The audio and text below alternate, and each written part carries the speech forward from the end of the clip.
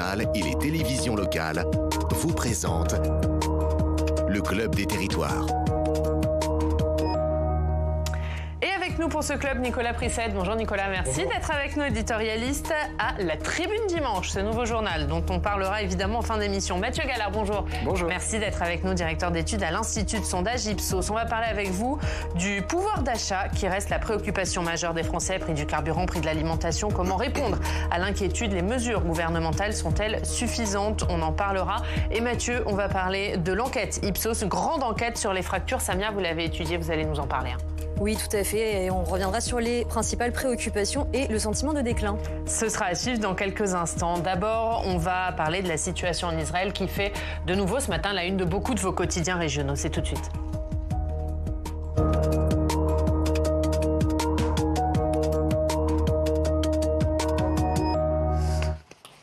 On va du côté d'Amiens, on retrouve Jean-Marc Chevauché. Bonjour Jean-Marc, merci beaucoup d'être avec nous, rédacteur en chef adjoint au Courrier Picard. Et on va parler de la situation en Israël. Dans vos pages, Jean-Marc, vous revenez sur la manifestation à Amiens en soutien à Israël et surtout au soutien d'une personnalité picarde, c'est François Ruffin.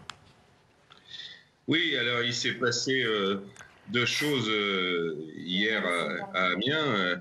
Ce rassemblement sobre et digne d'une centaine de personnes, hein, la communauté juive de la Somme et de Picardie, ça ne rassemble pas beaucoup de gens, hein, et ils vivent leur identité sans faire de bruit la plupart du temps.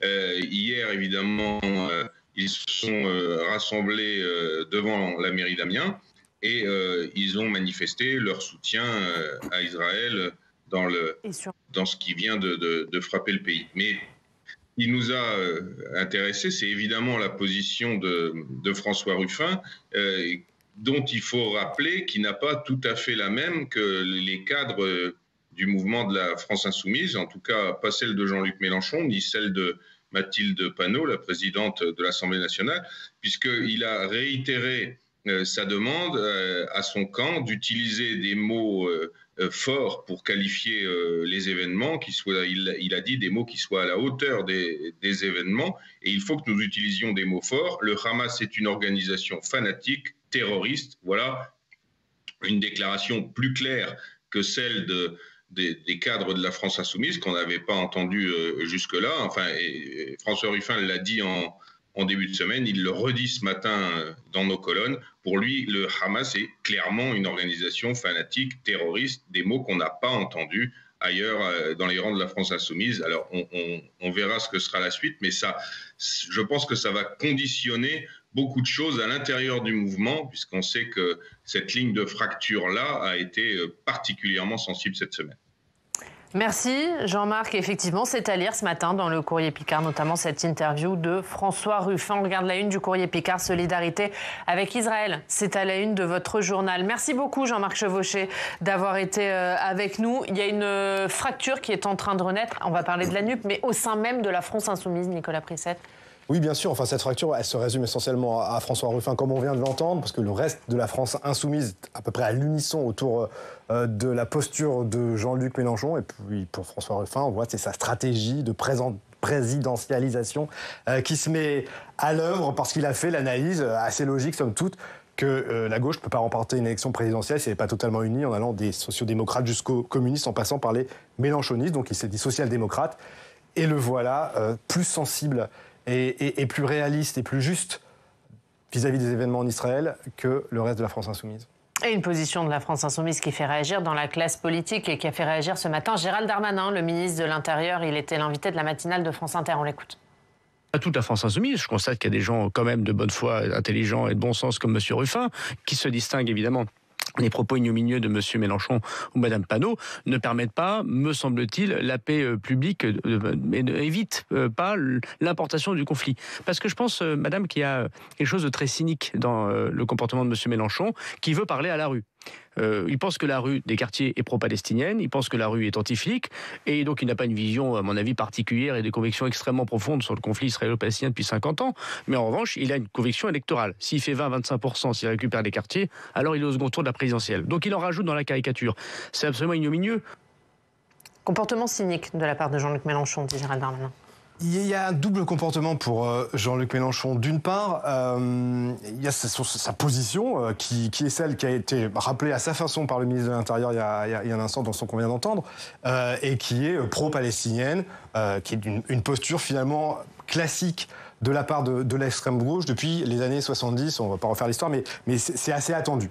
Et puis après, il y a la tactique du moment, pas uniquement, comme dit Gérald Darmanin, pour devenir président de la République, mais aussi la tactique du moment qui est totalement liée à la NUPES. Pourquoi ? Parce que cette NUPES, elle a de facto explosé, puisqu'il y a des listes différentes de chaque parti aux européennes. Elle a de facto explosé, elle explosera dans les urnes, mais pour l'instant, elle existe encore. En tout cas, il y a un semblant d'existence à l'Assemblée nationale. Et comme Jean-Luc Mélenchon n'en est pas à l'origine de cette explosion, eh bien, il fait en sorte qu'elle se produise derrière ces mots. Enfin, voilà, c'est un habillage politique. Mais est-ce que là, aujourd'hui, elle est inéluctable, l'explosion ? Ce matin, dans les colonnes de Libération, Olivier Faure tape du poing sur la table parce que Mathilde Panot a refusé de qualifier le Hamas d'organisation terroriste. Est-ce que ça, c'est l'acte de trop ? Mais l'acte de trop, il a été... Enfin, si on refait l'histoire, la décision des écologistes en premier, et puis après, il y a eu les autres, les communistes et les socialistes, d'aller seuls à l'élection européenne, c'est la fin de la NUPES de facto, puisqu'elle n'existe pas dans les urnes. Enfin, elle n'existait déjà quasiment pas avant. C'était une alliance électorale circonscription par circonscription. Mais pour les européennes, elle n'existe pas. Donc aux yeux des électeurs, elle n'existera plus. Mais pour l'Assemblée nationale, il y a toujours cet affichage avec un intergroupe, qui d'ailleurs a du plomb dans l'aile, puisque les socialistes ne participent plus à l'intergroupe, et donc il n'y aura pas d'élaboration d'un contre-budget commun de la NUPES. Donc cette NUPES n'existant plus, étant voué à disparaître, Jean-Luc Mélenchon, au lieu de se retrouver dans la situation affaiblie de celui qui serait le dernier à vouloir faire la NUPES, met tout en œuvre pour être celui qui aura conduit les autres à la faire exploser. C'est de l'affichage, c'est de la tactique.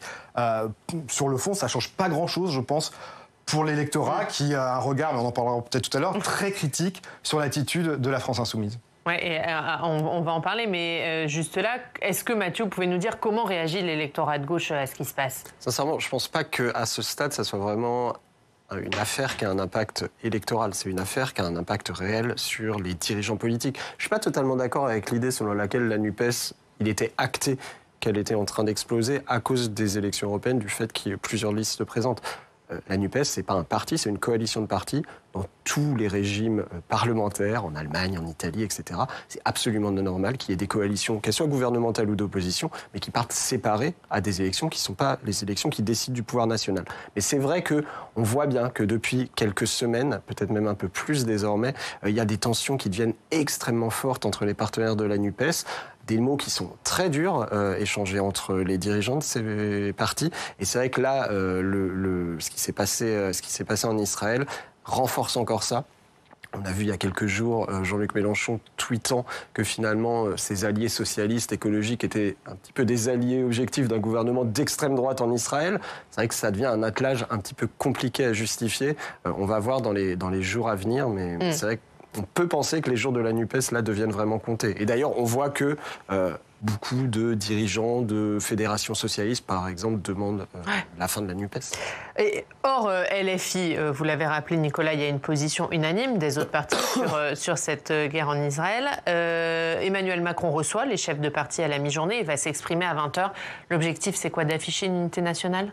Oui, bien sûr, parce que le risque, et Lisée l'a mesuré, le risque, c'est qu'il y a une importation du conflit et qu'on se retrouve avec des situations de tension sur notre propre territoire. Donc, le président de la République, conscient de ça, va essayer de faire en sorte que les partis soient à l'unisson derrière une position de la France qui est celle qu'on connaît.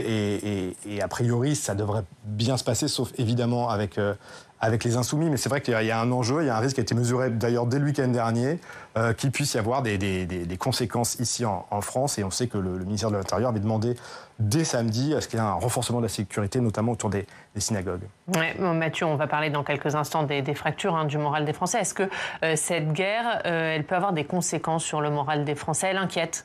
aujourd'hui? Elle inquiète dans le sens où effectivement les Français sont désormais inquiets par la situation internationale à cause de la guerre en Ukraine depuis 2022. On sait que généralement ce ne sont pas des sujets qui passionnent l'opinion publique. Les gens qui sont intéressés habituellement par la vie politique, par l'actualité internationale, oui, mais ils représentent une faible fraction de la population. Mais c'est vrai que là, depuis 2022, les choses ont quand même un peu changé et ça vient rajouter une couche, donner l'impression aux Français qu'effectivement on est dans un monde qui est fondamentalement en crise, avec des crises de nature très diverses, diplomatiques et militaire, environnementale, économique. Et ça, c'est vrai que, évidemment, ça vient affecter leur morale. On va continuer à parler du moral des Français. On va parler de votre grande enquête, Mathieu, grande enquête annuelle réalisée par Ipsos sur les fractures françaises. Et d'abord, Samia, on va parler de ce qui reste la principale préoccupation des Français, c'est le pouvoir d'achat. Oui, largement en tête des préoccupations. 46% des sondés se disent préoccupés par les difficultés liées au pouvoir d'achat. C'est donc près d'une personne sur deux. C'est un thème qui arrive loin devant la protection de l'environnement. Deuxième sujet qui préoccupe le plus les personnes interrogées.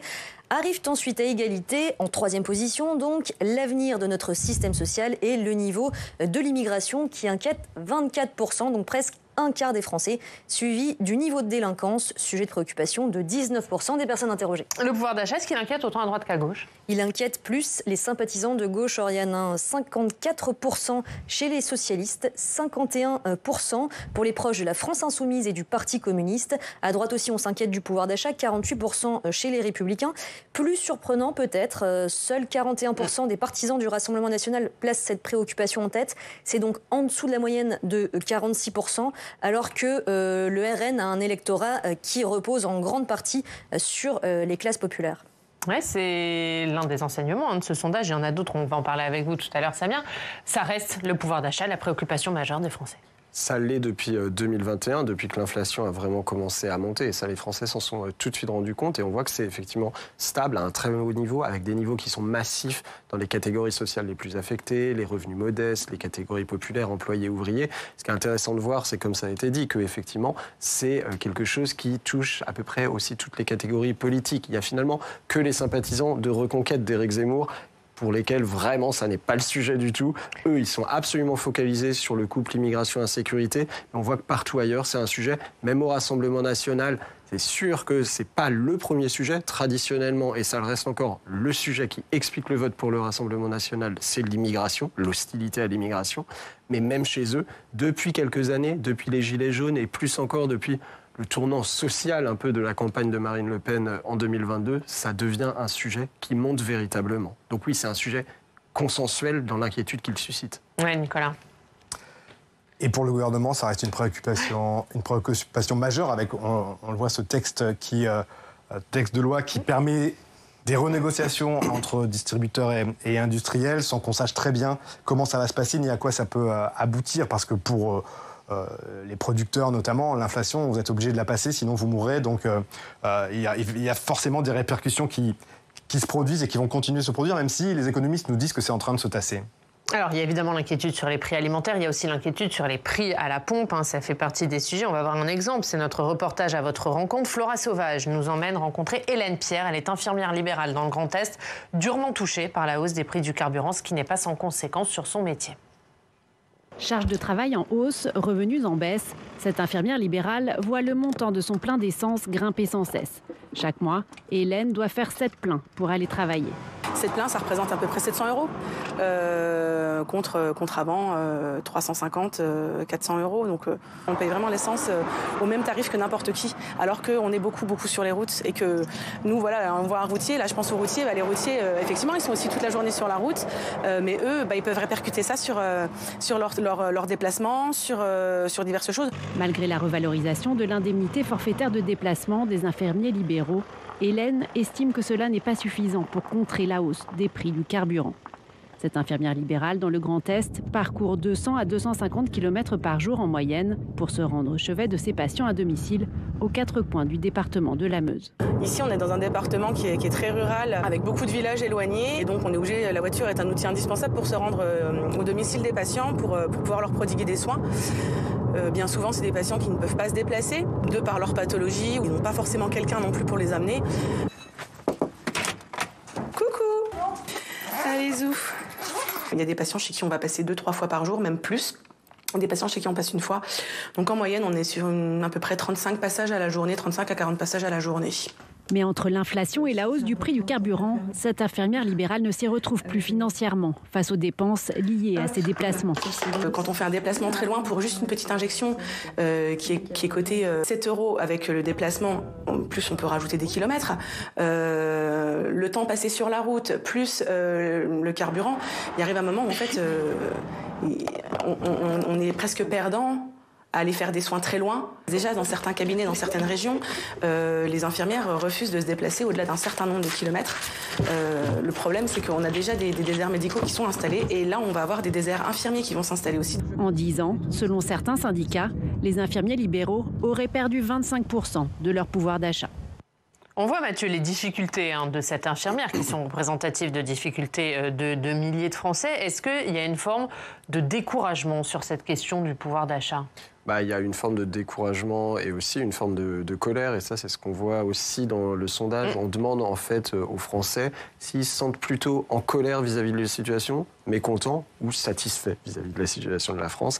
Et ce qu'on voit depuis 2 ans, c'est une montée très forte du sentiment de colère. On a désormais 45% des Français qui se disent vraiment en colère vis-à-vis de la situation du pays.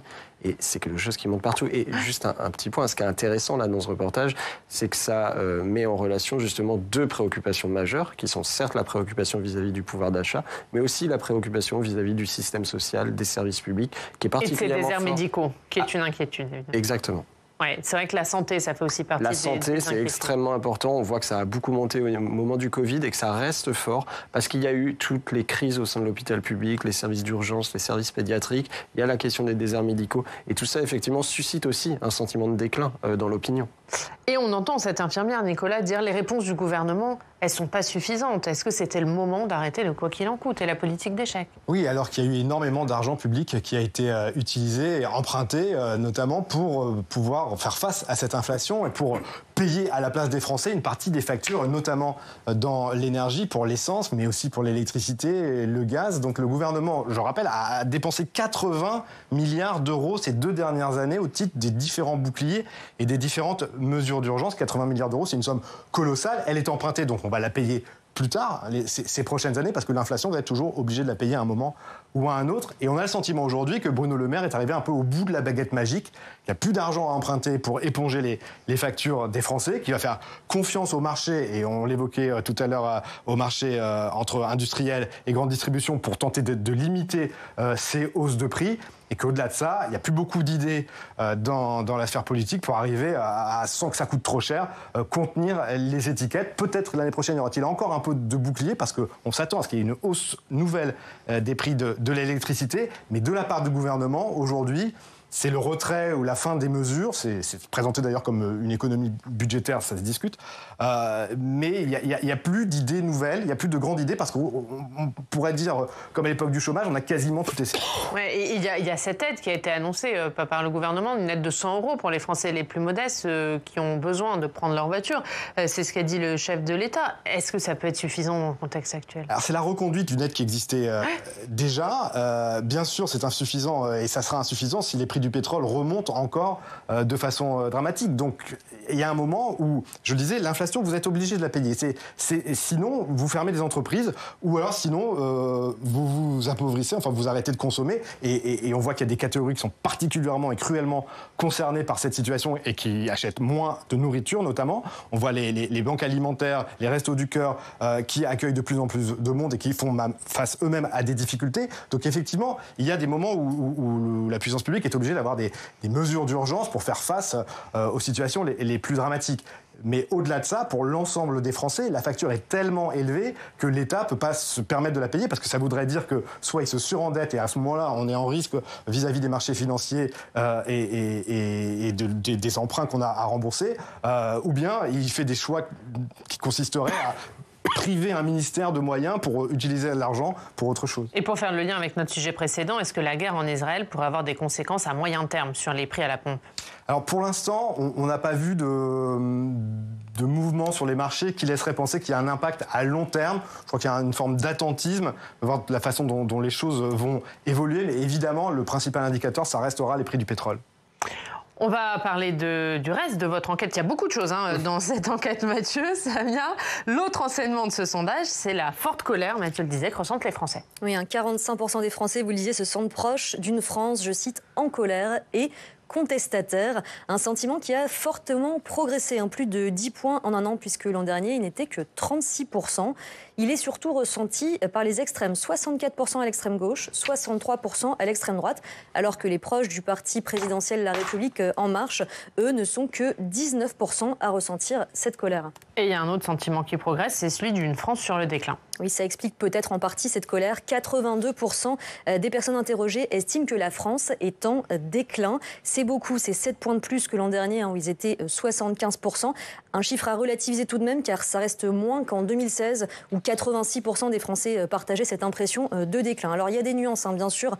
Si on regarde de plus près, 48% des sondés pensent que ce déclin n'est pas irréversible, que ça peut donc s'améliorer, alors que 34% estiment que c'est irréversible. Ils sont donc très pessimistes. Ce sentiment de déclin, enfin, il est largement partagé par toutes les sensibilités politiques, à droite, à gauche, chez les extrêmes, à l'exception, encore une fois, peut-être des marcheurs, chez qui cette opinion est minoritaire.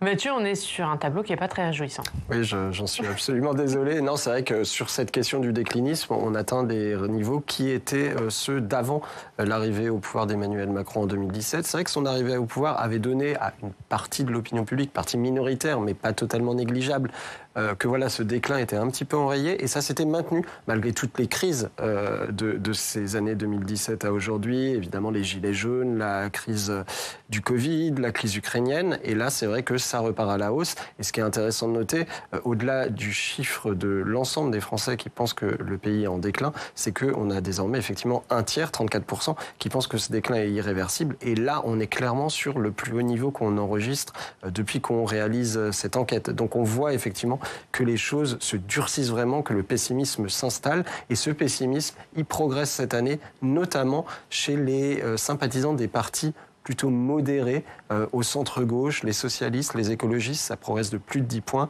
et puis les républicains, ça progresse de plus de 10 points aussi. Donc un pessimisme massif et qui atteint désormais effectivement toutes les catégories de l'opinion, à part, comme c'était dit, les marcheurs, qui sont un peu spécifiques de ce point de vue-là.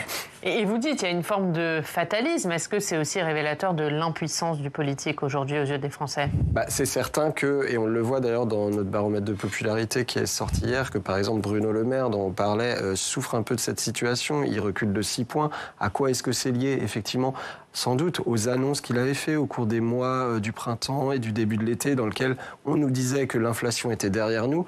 Les données objectives de l'INSEE et ce que ressentent les Français, c'est que ça n'est pas du tout le cas. L'inflation reste bien présente et elle est très forte sur les prix de l'alimentation, sur les prix de l'énergie. Donc c'est vrai que ça vient un peu décrédibiliser la parole. Ça joue sur la crédibilité de la parole politique. Exactement, et notamment de celle du gouvernement. Et en plus, un gouvernement qui s'est un peu empêtré dans ces questions de vente à perte et qui a donné l'impression peut-être d'essayer de faire quelque chose, mais de ne pas avoir vraiment la main sur les leviers efficaces. Donc tout ça, effectivement, ça donne le sentiment que cette situation économique, elle est là pour durer. Et évidemment, ça rend les gens assez pessimistes.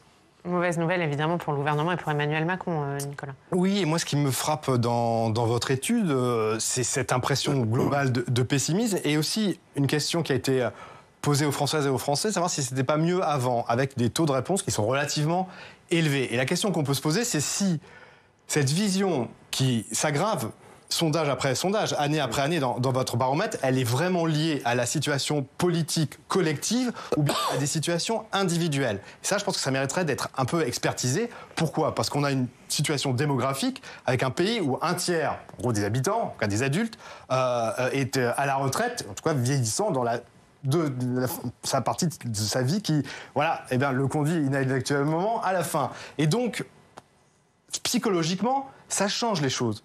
Vous ne pouvez pas dire c'était mieux avant quand vous avez 18 ans, par exemple. Donc, je pense que ce regard pessimiste et ce déclinisme, il mériterait aussi d'être réanalysé. Alors peut-être que ça peut faire l'objet d'un travail de statisticien, mais au regard des indicateurs démographiques. Et de regarder si la démographie comparable, la structure d'âge comparable aujourd'hui par rapport à il y a 10 ans, est-ce qu'on aurait les mêmes réponses ? Ça, la statistique doit pouvoir peut-être nous le dire et ça nous éclairerait parce qu'on n'arrive pas à savoir si... et on le voit d'ailleurs dans les sondages quand on demande aux gens est-ce que vous êtes inquiets pour le pays? Oui. Est-ce que vous êtes inquiets pour vous-même? En général, ils disent non. Ils se disent plutôt individuellement heureux. Donc cette déconnexion entre le collectif et le particulier, je pense qu'elle mériterait d'être investiguée de façon un peu plus profonde pour qu'on sache plus précisément quels sont les ressorts politiques à la fin. Est-ce que je vais voter parce que je suis pessimiste ou est-ce que je vais voter parce que je pense que le pays est pessimiste? C'est pas du tout la même chose, ça n'a pas du tout les mêmes implications, ça n'aura peut-être pas les mêmes résultats électoraux. Mathieu, l'éclairage, c'est vous.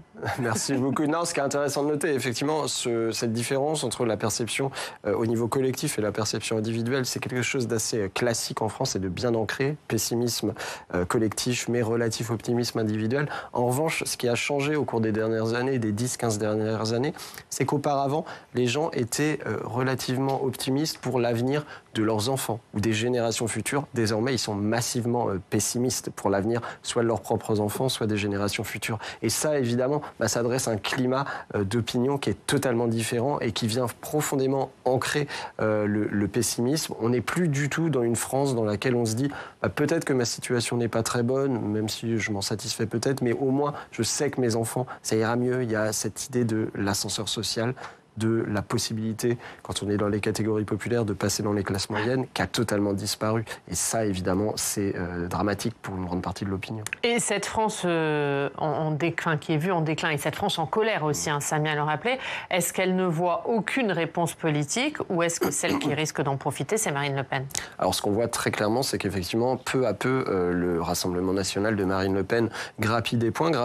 Alors, à la fois en matière de crédibilité. Et la crédibilité, c'était un des principaux handicaps du Rassemblement national pour parvenir à être élu, ne serait-ce qu'au niveau local. Dans le passé, même les électeurs de droite traditionnels qui pouvaient être d'accord globalement avec le Rassemblement national sur son constat, voire même sur ses solutions, que ce soit sur l'immigration, l'insécurité, se disaient on ne peut pas voter pour le Rassemblement national ou pour le Front national il y a quelques années parce que ce parti n'est juste pas capable, en capacité, n'a pas les équipes, n'a pas le logiciel pour gérer un pays et notamment sur le plan économique. Ça, peu à peu, c'est une barrière qui est en train de disparaître. Et puis, par ailleurs, l'image d'un parti d'extrême droite, un parti raciste, un parti autoritaire reste présente, elle reste là, mais c'est vrai qu'elle s'effrite vague après vague, et donc l'aspect vraiment repoussoir du Rassemblement national s'effrite peu à peu, ce qui explique d'ailleurs ce qu'on a vu aux élections législatives de l'an dernier, dans lesquelles, au second tour, il n'y avait quasiment plus de front républicain contre les candidats du Rassemblement national quand ils étaient présents. Et donc tout ça fait que, effectivement, désormais, l'hypothèse d'une accession au pouvoir du Rassemblement national, c'est pas probable, mais en tout cas, c'est une possibilité tout à fait envisageable. Nicolas, là-dessus. C'est vrai que le niveau de crédibilité acquis par le Rassemblement national à travers votre enquête ne cesse de progresser année après année. Et alors, vous avez rappelé qu'il y avait des déterminants qui pouvaient être négatifs, mais en tout cas, s'inscrit dans l'opinion sa banalisation, sa normalisation.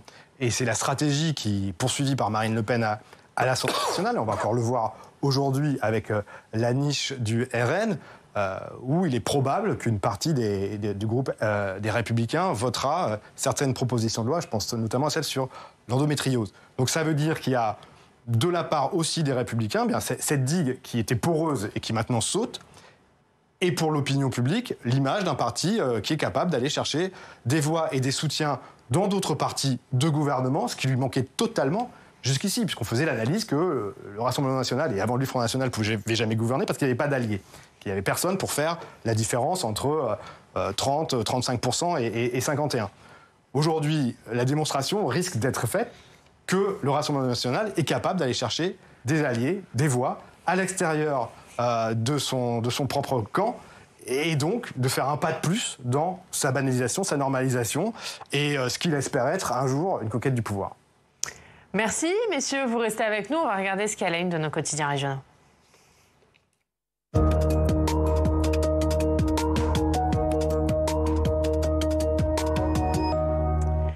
Et Et Samia, c'est encore le conflit entre Israël et le Hamas qui fait la une de nos nombreux quotidiens régionaux ce matin. Oui, les dernières nouvelles d'Alsace titrent ce matin sur le choc des massacres dans les kibboutz où l'on découvrait hier encore des dizaines de victimes. Le cauchemar continue, raconte Sud-Ouest qui consacre un reportage à la vie suspendue en Israël. Le Télégramme de Brest s'inquiète quant à lui des risques d'un assaut terrestre sur Gaza, une perspective effrayante, juge le journal, dans cette ville à l'extrême densité de population. Et dans la presse régionale, ce matin, on parle aussi de la grève des médecins annoncée pour demain. Oui, des médecins en surtension alertent La Montagne. On peut y lire le témoignage d'un généraliste. Il dénonce une surcharge administrative qui représente jusqu'à 50% de son temps de travail, dit-il. Donc pour lui, la revalorisation des honoraires, elle servirait surtout à recruter une secrétaire médicale en plus. Colère noire des médecins titre aussi La Voix du Nord. Vous voyez tout à l'heure, La Voix du Nord qui raconte que dans le département, certains médecins ont déjà augmenté leurs honoraires entre 5 et 15 euros supplémentaires sans attendre une revalorisation et ça semble plutôt bien accepté par les patients. Dans le Sud-Ouest, une épidémie frappe les élevages bovins. Oui, une alerte sur les fermes lancée ce matin par le journal Sud-Ouest. La maladie hémorragique épizootique est apparue dans la région le 18 septembre et on compte déjà plus de 50 foyers. C'est une maladie véhiculée par des moucherons qui n'est pas transmissible à l'homme. Elle est très peu mortelle pour les bovins, mais elle coûte cher en termes de prise en charge pour les éleveurs. C'est un coup dur pour une profession déjà fragilisée. Et malgré toutes les mauvaises nouvelles, on ne se laisse pas abattre en Côte d'Or. Oui, face à la morosité, les bistrots résistent. C'est la une du bien public ce matin.